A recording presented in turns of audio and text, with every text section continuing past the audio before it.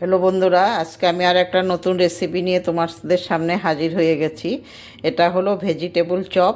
তো আমি কিভাবে এই ভেজিটেবল চপটা তৈরি করেছি তোমাদেরকে সম্পূর্ণটা দেখাবো। তোমরা সম্পূর্ণ ভিডিওটা দেখবে, কেউ টেনে দেখবে না, টেনে দেখলে একদম বুঝতে পারবে না। আর যারা ইউটিউব থেকে দেখছো এখনও আমার চ্যানেলটা সাবস্ক্রাইব করোনি, অবশ্যই এই ভিডিওটা দেখার পরে আমার চ্যানেলটা সাবস্ক্রাইব করে দেবে আর পাশেটা থাকা বেল আইকনটা প্রেস করে দেবে আর লাইক শেয়ার কমেন্ট অবশ্যই করবে। আর যারা ইউটিউব থেকে দেখছো, ফেসবুক থেকে দেখছো, তারা আমার চ্যানেলটা এখনও যারা ফলো করোনি তারা ফলো করে দেবে এই ভিডিওটা দেখার পরে। আর লাইক করবে, কমেন্ট করবে আর শেয়ার অবশ্যই করবে, কারণ অন্যরাও যেন এটা তৈরি করে খেতে পারে।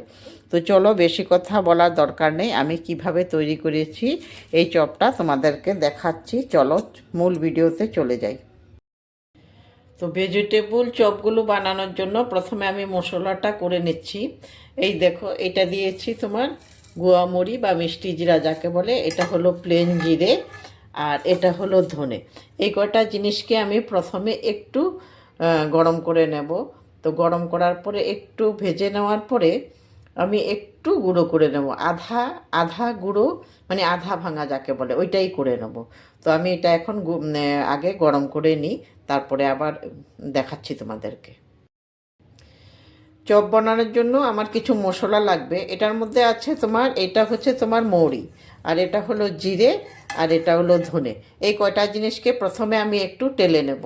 একটু টেলে নেওয়ার পরে তারপরে একটু আধা ভাঙা করে নেব। এর থেকে বেশি লাগবে না, পুরো গুঁড়োও লাগবে না, এটা আধা ভাঙা হলে হয়ে যাবে। কড়াইতে তেল দিয়ে দিয়েছি। এখন আমি এটার মধ্যে দিয়ে দেব তোমার, প্রথমে পেঁয়াজ কুচোগুলো দিয়ে দিচ্ছি। আমি এগুলো সব আগে রেডি করে রেখে দিয়েছিলাম, তো তাড়াতাড়ি হয়ে যাবে বলে। তো প্রথমে পেঁয়াজ কুচোনোগুলো দিয়ে দিচ্ছি যে, তারপরে দিয়ে দিচ্ছি যে রসুন কুচোনোগুলো দিয়ে দিচ্ছি। তারপরে দিয়ে দিচ্ছি যে আদা কুচোনো। তারপরে দিয়ে দিচ্ছি তোমার কাঁচা লঙ্কা। এই যে কাঁচা লঙ্কা তোমরা ঝাল যেরকম খাও ওরকম দেবে, হ্যাঁ। তো আর যতটুকু করছো কতটুকু করবে ওই হিসাব করে দেবে কাঁচা লঙ্কা। তারপরে আমি এখন ভেজিটেবল চপের মধ্যে দিয়ে দেব তোমার এই যে বিট বিট দিয়ে দিচ্ছি।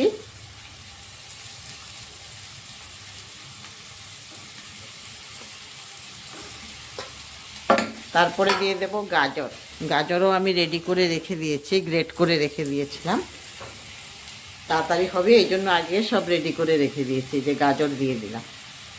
তারপরে আমি একটা আলুকে সেদ্ধ করে রেখেছি, ওইটাকেও গ্রেট করে দিয়ে দেব। বেশি একটা তোমরা এটাকে ভাজতে হবে না, একটু সামান্য ভাজবে, বেশি ভাজলে আবার ভালো হবে না চপগুলো। তো সামান্য ভেজে তারপরে নামিয়ে নেবে। তো আমি একটু ভেজে নিচ্ছি, সবগুলো প্রথমে আগে মিশিয়ে নিচ্ছি।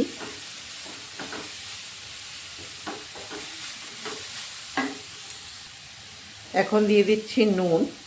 নুনটা তোমরা আন্দাজ মতো দেবে, কতটুকু করছো ও হিসাব করে দেবে। আর একটু দিয়ে দিচ্ছি হলুদের গুঁড়ো। আর এখানে আর অন্য মশলা কিচ্ছু দেব না, কারণ মশলাগুলো আমি আগেই ভেজে রেখে দিয়েছি, ওই মশলাটাই দেব। এত একটা এটা ভাজতে হবে না, সামান্য ভাজলেই হয়ে যাবে। এখন দিয়ে দিচ্ছি আলু সিদ্ধ করে রেখে দিয়েছিলাম যে, ওগুলো আবার আমি গ্রেট করে রেখে দিয়েছি। গ্রেট করে রেখে দিলে কি হয় জানো, গ্রেট করে দিলে এটার মধ্যে সুন্দর হয়ে মিশে যায়, না হলে অত একটা ভালো মেশে না। এই জন্য আমি গ্রেট করে তারপরে দিয়েছি। তোমরাও এইভাবে দেবে, এইভাবে দিলেই ভালো হয়, না হলে ভালো হয় না জিনিসগুলো। তো আমি এগুলোকে ভালোভাবে মিশিয়ে হয়ে গেছে, আর করতে হবে না, আর রান্না করতে হবে না, এটাতে হয়ে যাবে। এখন একটু ঠান্ডা হতে হবে, না হলে আমি হাতে ধরতে পারবো না। একটু ঠান্ডা হবে, তারপরে চপগুলো আবার বানাবো, ঠান্ডা না হলে কি করে ধরবো। তো এদিকে আমি বেসনটা তৈরি করে নেব। তো এখানে দিয়েছি কর্নফ্লাওয়ার, বেসন, নুন, হলুদ, কাশ্মীরি লঙ্কা, একটু এমনি কাঁচা লঙ্কা বাটা। আর এখানে দিয়ে দেব আমি একটু গরম মশলার গুঁড়ো। এই গুঁড়োটা দিলে খুব ভালো লাগে খেতে, গন্ধটাও খুব ভালো আসে, তাই একটু গরম মশলার গুঁড়ো দিয়ে দিচ্ছি। তো এখন এটাকে আমি জল দিয়ে তৈরি করে নেব। জলটা আস্তে আস্তে করে দিয়ে তারপরে তৈরি করবে, একসাথে জল দেবে না। একসাথে জল দিলে হয়তো বা পাতলা হয়ে যেতে পারে। এই জন্য আস্তে আস্তে করে দিয়ে আস্তে আস্তে নেড়ে নেড়ে তুমি এটা বেসনটা তৈরি করে নেবে। বেসনটা একদম পাতলা করবে না, কিন্তু পাতলা করলে ভালো হবে না, একটু ঘনই রাখতে হবে, আবার একদম বেশি ঘনও রাখবে না। দেখো আমি কীরকম করছি ওই রকমই করতে হবে, আর একটু জল লাগবে। একটু ধনে পাতাও দিয়ে দেব, ঠান্ডা হয়ে গেছে এখন করে নিতে পারবো, তাই একটু ধনে পাতাও দিয়ে দিচ্ছি এখন। আগে দিইনি, আগে দিলে ধনে পাতার যে একটা কাঁচা গন্ধ, ওই গন্ধটা থাকবে না। ওই গন্ধটা না থাকলে আবার ভালো লাগে না, এই জন্য আমি পরে দিচ্ছি। একটু ভালোভাবে মিশিয়ে নেব এখন। বেসন তৈরি হয়ে গেছে, এই যে দেখতে পাচ্ছ তোমরা বেসন তৈরি হয়ে। এখন আমি চপগুলো বানিয়ে নেব, এই যে এইভাবে, এই যে একটা একটা করে বানিয়ে আমি এখন রেখে দেব। প্রথমে বানিয়ে ফেলছি, তখন ভাজতে তাড়াতাড়ি হবে। তোমরা বড় করে বানালে বানাবে, ছোট বানালে বানাবে, আমি একটু ছোট ছোট করেই বানাচ্ছি। এই যে বানানোর আগে আমি যে মশলাগুলো করে রেখেছিলাম এগুলো দিয়ে দিচ্ছি। এগুলি এখনই দিতে হবে, তারপরে বানাবো পুরো সবগুলো, এখনই দিতে হবে। এবার মশলাগুলো একটু মিশিয়ে নিচ্ছি, হাত দিয়ে মিশিয়ে নিচ্ছি, হাত দিয়ে না মেশালে কিন্তু হবে না। সবগুলো তৈরি হয়ে গেছে, এই যে সব আমি করে নিয়েছি। এখন এদিকে আমি বেড কামও নিয়ে নিয়েছি, এদিকে বেসনও আগে রেডি করে নিয়েছি, ওটা দেখানো হয়ে গেছে। এখন আমি কি করব, এগুলোকে একটা একটা করে নিয়ে প্রথমে একটা একটা আমি বেসনের মধ্যে দেব।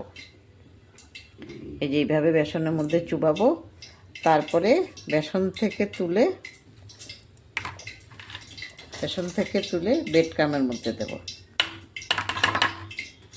এই যে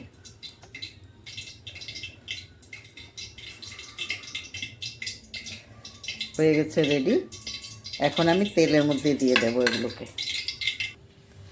তেল গরম হয়ে গেছে, এখন আমি একটা দিয়ে দিচ্ছি।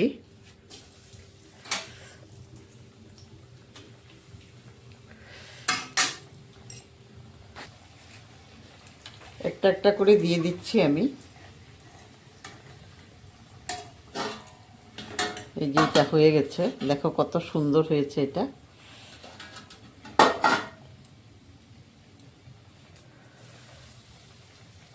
এগুলো তোমরা চায়ের সঙ্গেও খেতে পারবে, এমনিও খেতে পারবে, ভাতের সাথেও খাওয়া যায়, সব রকমই খাওয়া যায়। যেরকমভাবে খেতে ইচ্ছা করে ওই রকমই খেতে পারবে।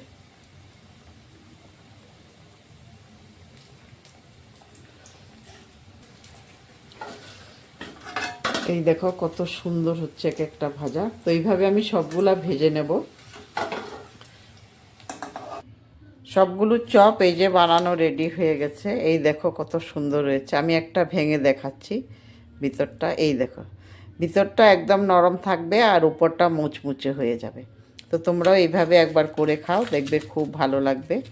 আর আমারটা কেমন হয়েছে অবশ্যই জানাবে। পুরো ভিডিওটা দেখার জন্য অনেক অনেক ধন্যবাদ।